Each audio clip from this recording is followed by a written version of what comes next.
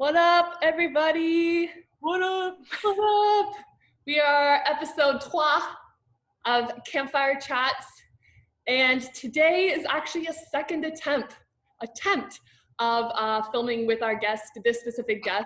I had some serious problems with my Wi-Fi the first round we tried doing this, so we did the whole interview, the whole chat, and it kind of crapped the bed. I will insert a little moment from that here. I was thinking this is something that you can add into an existing workout plan. Try and gear towards the legs and, of course, the upper body and the core as well. So my Wi-Fi is hopefully fixed. It's been good for the first two, so let's say a little prayer to the Wi-Fi gods that we can go through this smoothly. Okay, so without further ado, our next guest is Dr. Shayne Young. He is my chiropractor. He's been my chiropractor for like 2 or 3 years now. He is the owner of Active Health Institute and just all around cool guy. So let's begin our chat with him. Yay! Yay! All right. Whew. We are in it. Okay, I'm gonna do. Okay, so in your intro, I just told everybody that this is our second time around doing this. So thank you so much for joining us again. Hopefully this time the Wi-Fi is good. Good. All right. Well, let's get started, shall we? Yeah. I just wanted to ask quickly what, obviously you are a father and a husband, and you obviously have a different situation when it comes to not just entertaining yourself, but also your family and such too. Like, how are you guys staying active through all this? Lots of biking. My 4-year-old, he just learned how to bike with all on his own, about 3 weeks ago now. So we're out biking easily twice a day.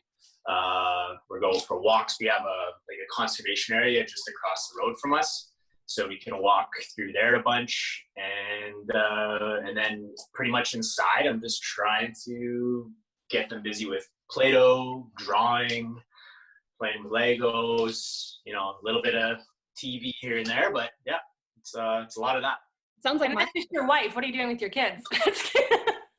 Well, she's working full time still. So it's just me by myself. Yeah. Yeah. So she's working hard. She works in a hospital, so she's there necessarily on the front line. So she's helping out quite a bit with that. Awesome. It's funny because we just talked to Kelly Dell, and he's also teaching his daughter how to ride a bike as well.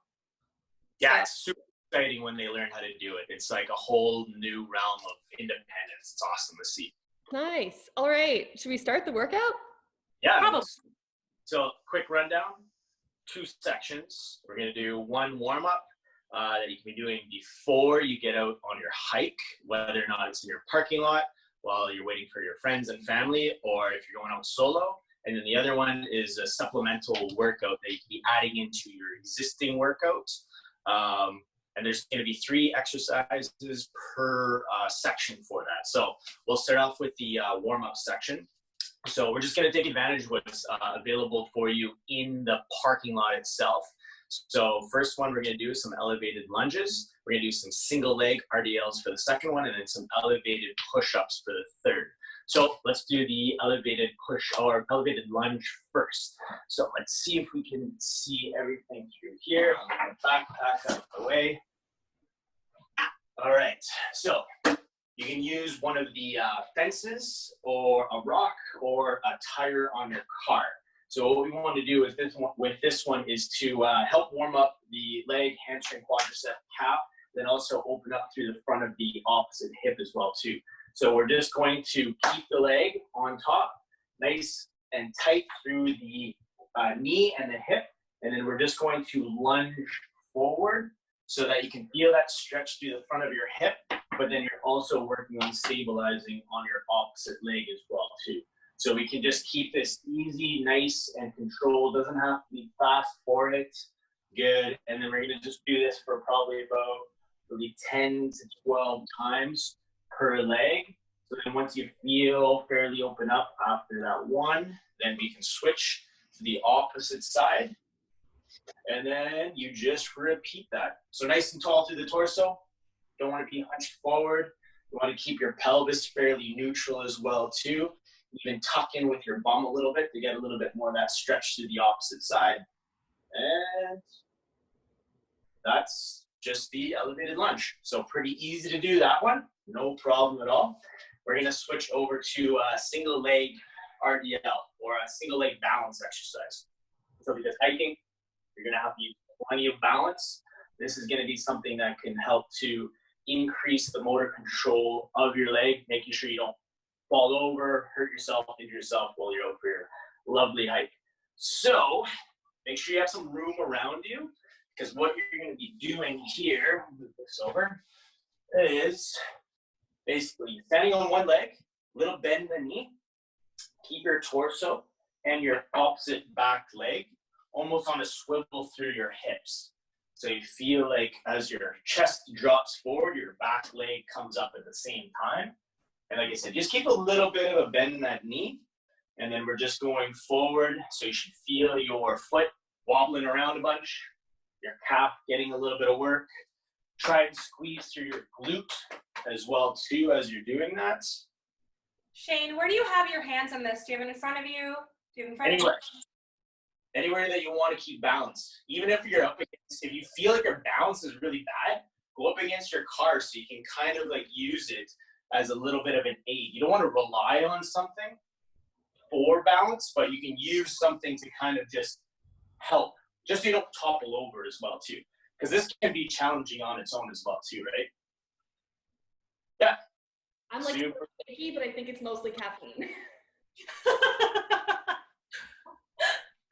So that looked pretty good, guys. So like I said, probably about 6 to 10 repetitions per side for that one. And then we're gonna do some elevated push-ups. So hiking, may not think I'm gonna use my upper body a lot, but you will use it quite a bit, whether or not you have a backpack on or using any hiking poles. So same type of thing, go onto the fence in front of you, the rock. You can go right on the ground if you want, but it's up to you.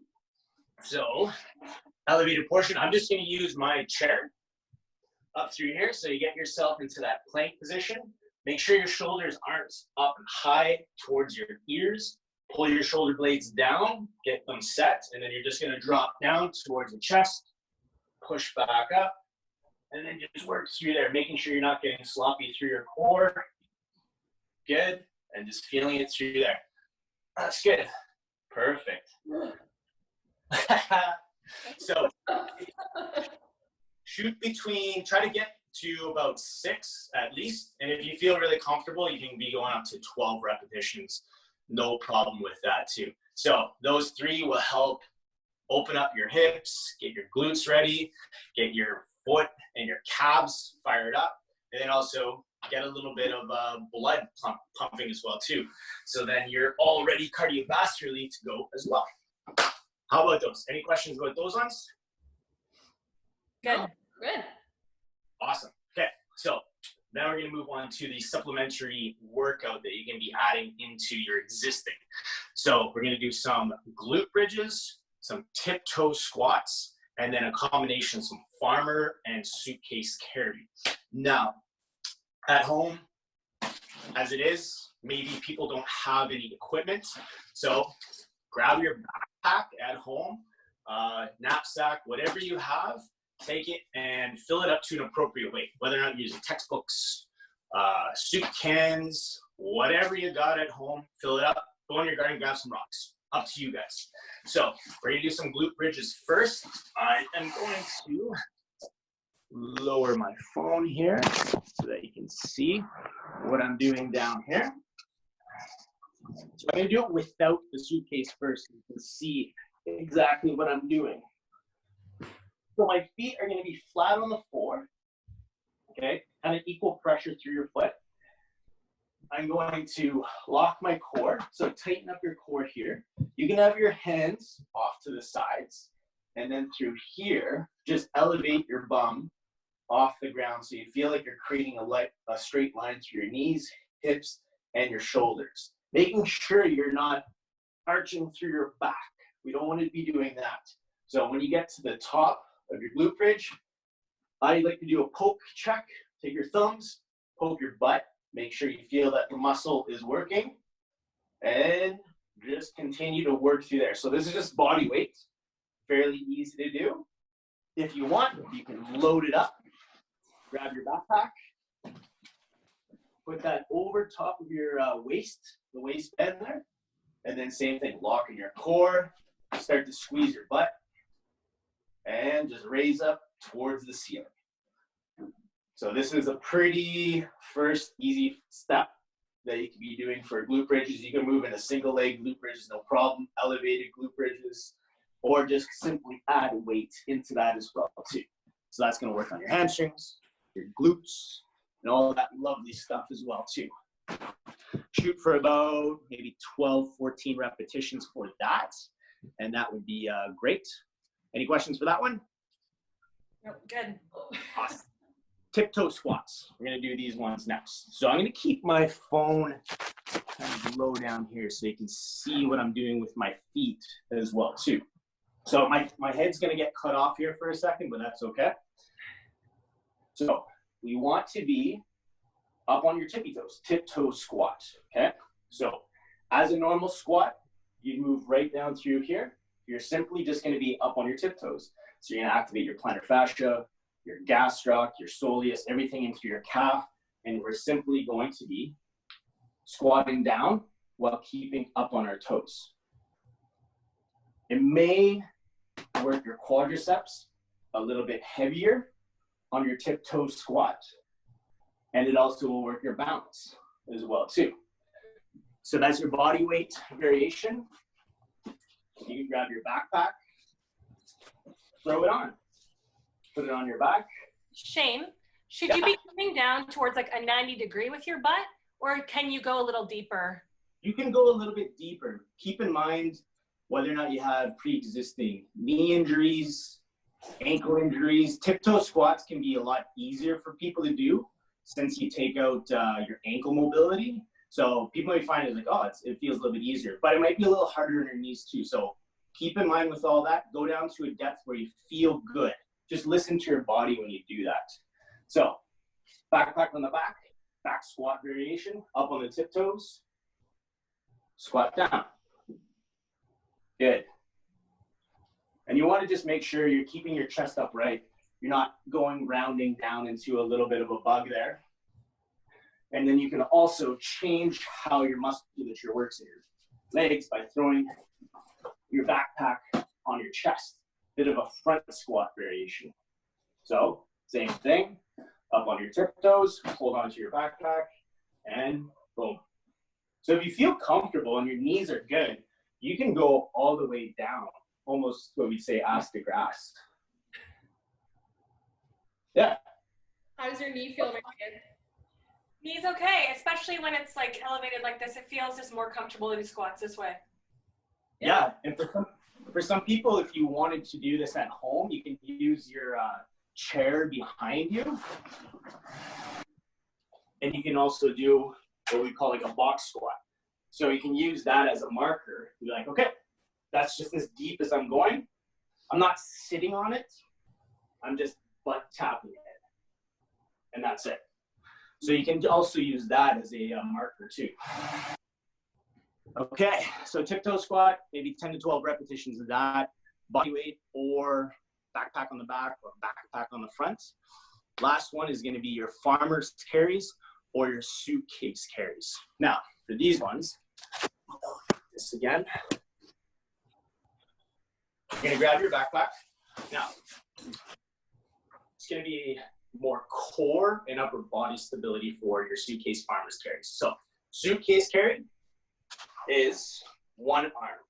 You're just holding onto your backpack, and we are locking in our core, making sure we feel really rigid, and then we're just simply walking. So find yourself a hallway, somewhere that you have 15, 20 feet of space, and then you're just simply going to take some nice controlled steps, go to the end of where you're going, and then just walk back again. Switch arms once you get back to where you started, and then repeat that process again. So sometimes I like to have my hand on my stomach just to kind of prod, feel, is the musculature on? Does it feel engaged? Go back, nice and strong. Grab your backpack really tight too. Nice grip strength will also help create more stability through your core, interestingly enough. And then you can go into your farmer's carries. Farmer's carries will be, I forgot my other bag, so I'm gonna grab this. Sorry, this is our spare bedroom, so I'm gonna grab my duvet cover that we have here. So we're gonna go through here. Farmer's carries is 2 arms, so you can grab that, and same thing. Create nice stability to your core, walk forwards, get to the end of where you're going, walk backwards, boom. That's your farmer's and your suitcase carries. Guys, I have a purse that's full of journals, and this bag is full of blankets, so it's like so off kiltered, but do it. Yeah, if you have a scale at home, you can try and get to a similar weight. If not, feel it out. Even if there's a little bit of irregularity between 2 sides, it's not a problem. It's okay. I would say just make sure you maybe switch hands with them, just so you can equalize the amount of work done on both sides. So yeah, I think Vic and Marion, you're gonna put the repetitions and sets up as a little bit of infographic at the end. So we don't need to go to that in too much detail. But yeah, so there's a warm-up, supplementary exercise routine that you can add into your existing routine, and that's pretty much it. So super easy for body weight and any sort of weight that you have around home. Is there any other overall health tips that you may have for people getting ready for, hiking season, or just eventually, whether it's a month or 2 when we get back to like a normal outdoor active routine? Because if people haven't been that active, like jumping right back into that is going to be tough. Injury. Yeah, absolutely. I'm going to be in the same boat too. So you start low and you start slow. So low meaning maybe a lower distance than you would typically be used to. So say if you're used to going out for easy 5K hikes, maybe just start with an easy 1K, right? Just start it easy. Don't worry about too much speed. Just get out there, give your body maybe 1 to 2 days rest afterwards, see how you're feeling, see if your ankle's bothering you from an old injury or anything like that. And then just slowly add in a little bit more distance and then a little bit more speed for whatever you're typically used to. And that should give your body enough time to acclimatize to what you're normally used to doing, say mid-season of your hiking routine, just so you don't injure yourself. Great. Good, awesome. Well, thank you for the workout. I know Marianne and I are both gonna be crushing it. We're like dying to get out on the trails again. So this is something to do in the meantime. Sounds good, guys. Thanks so much for having me again. We appreciate it. Thanks. Okay, have a good rest of your day. You too. See ya. Bye.